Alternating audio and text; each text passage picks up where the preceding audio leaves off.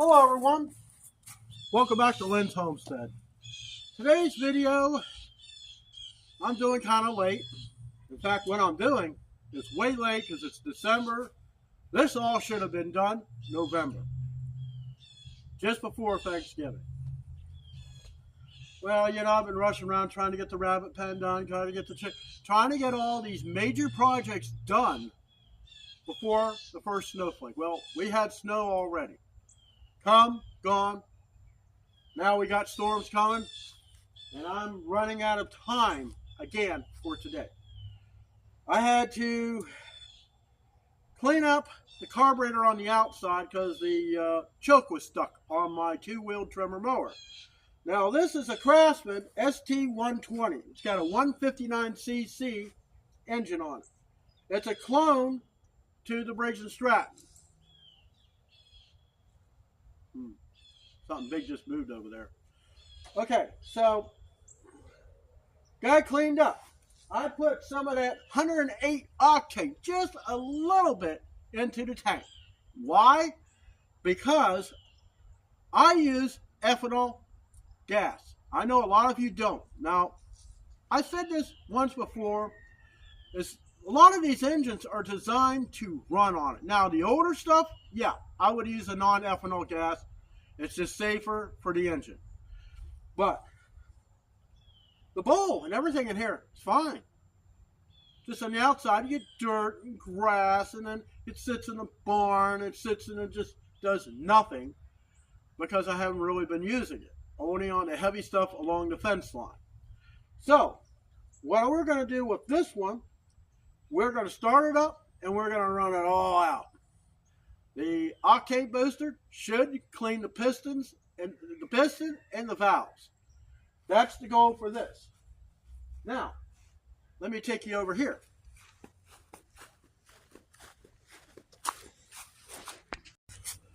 Next, the gear oil is fine in here. It's not that old.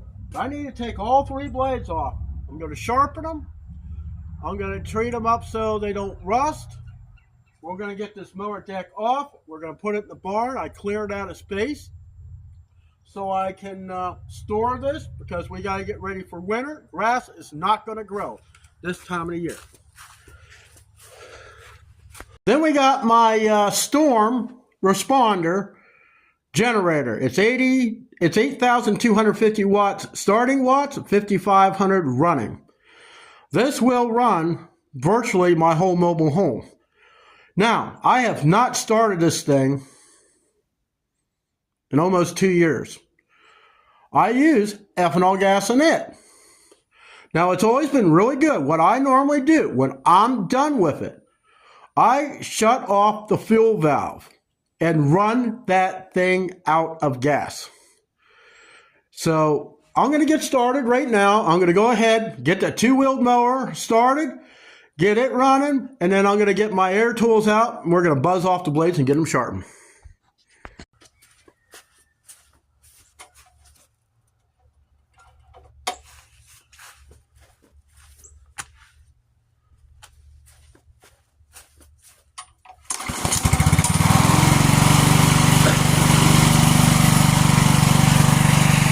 Okay, when I raise this mower deck up, I got it sitting on jack stands to support the back.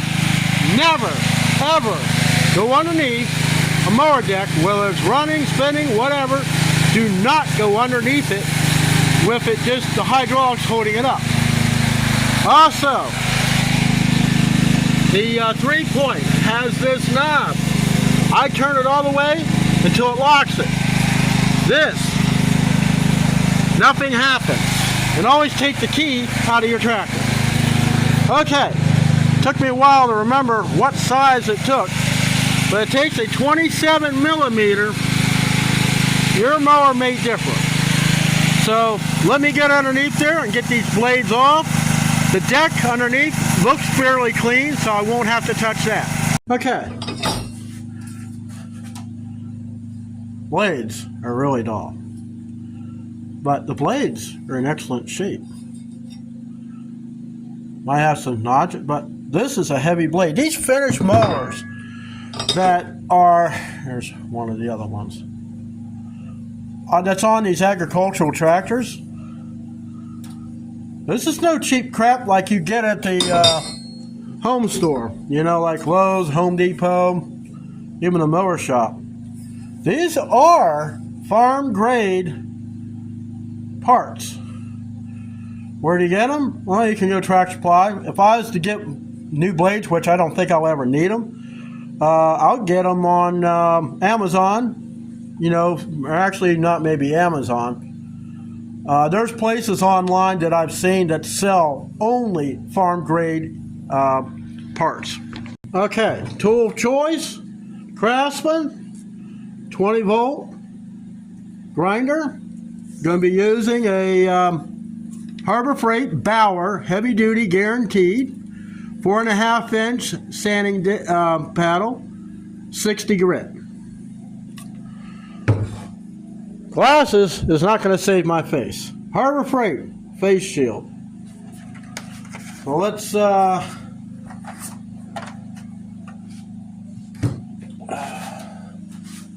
get the grinding.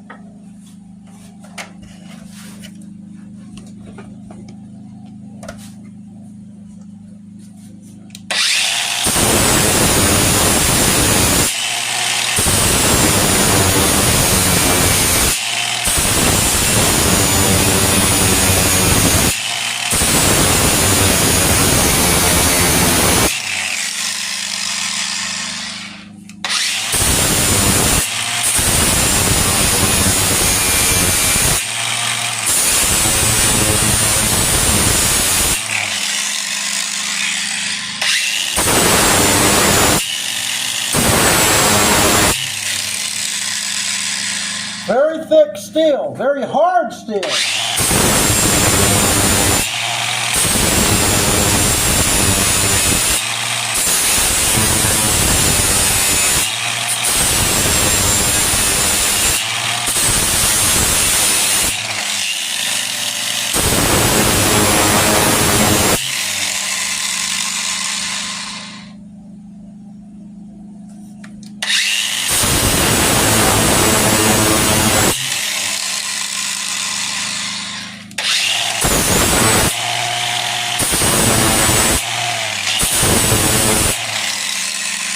Oh yeah.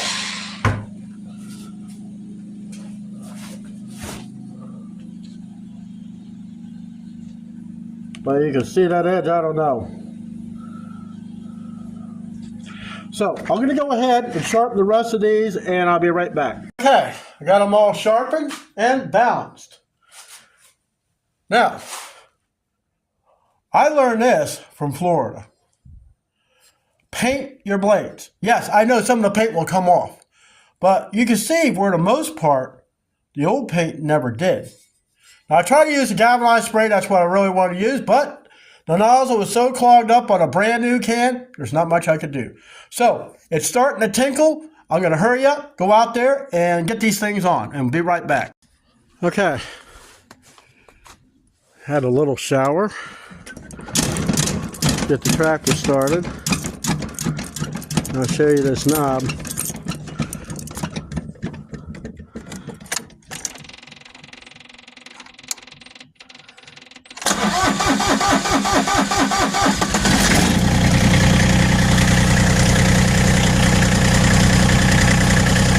This unlocks the hydraulics and the 3-point.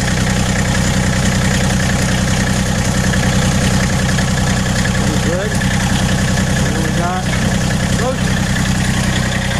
Alright. Alright, jack stands out.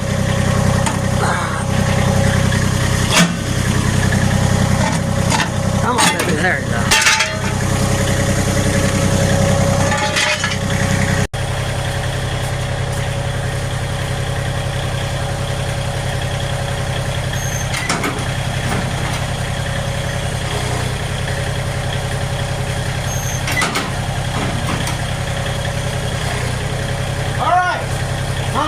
thing off. Okay, now we moved up to the generator. Funny, I went to take the gas cap off and the guts to it fell off, dropped down the tank. Took me half an hour to get them out of there. Using a screwdriver, shaking the tank around, a magnet for the metal, and what else? Vacuum cleaner sucked the float out. There is no gas in this unit. But you don't wait until the disaster happens to find out, hey, this thing don't start.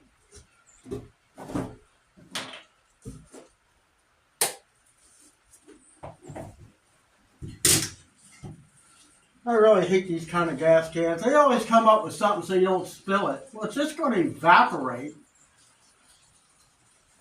May need this year because the way the weathermen keep talking, not that they're ever right with anything, but it's best to be prepared. Be prepared for anything that comes your way. It's about 2 gallons of gas, I believe.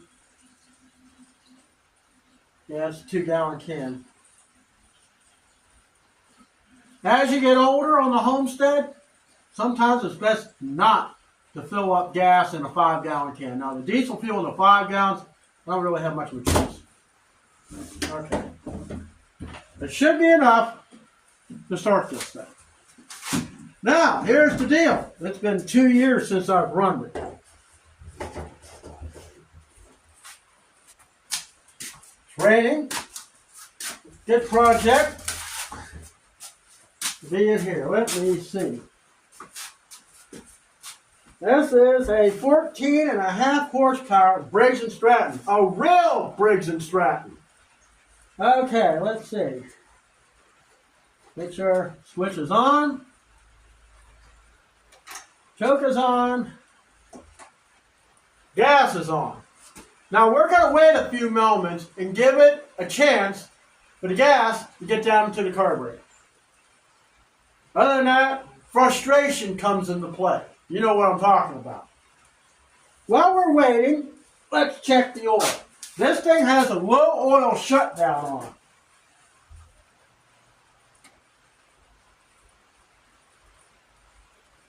Got plenty of oil, and it's fairly clean.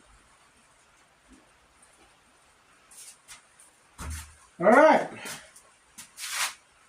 This thing normally starts really easy. I mean, really, really easy. First time I put this thing together, I took 2 fingers and pulled on it. Boom, it popped up. It was running. I don't know. 2 years, long time. Ah, look at that.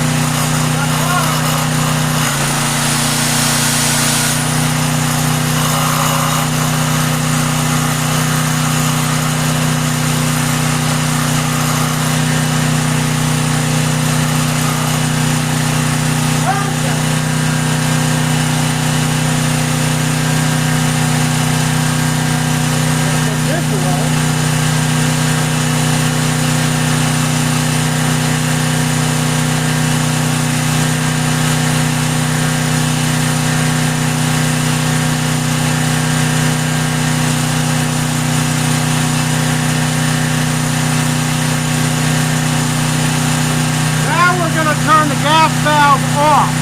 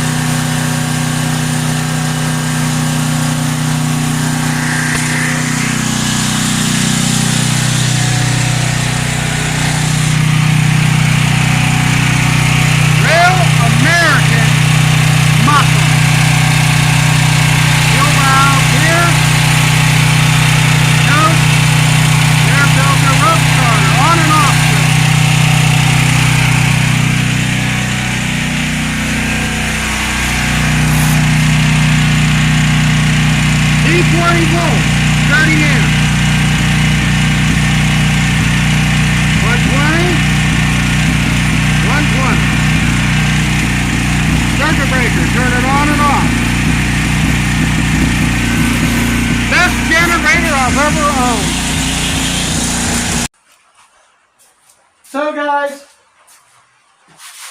I'm 2 months late because I've been hustling trying to get the chickens, the chicken coop run ready, try to redo some things with the dog kennel, add some fence, and build the rabbit pen.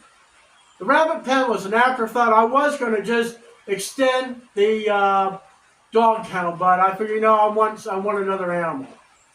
Now, I mean, I could, if I wanted to, if I decide, the rabbit's not for me, I could always sell the rabbit pen, the little house, and put another dog in there or something. But I've had rabbits before, and I know what to do with them.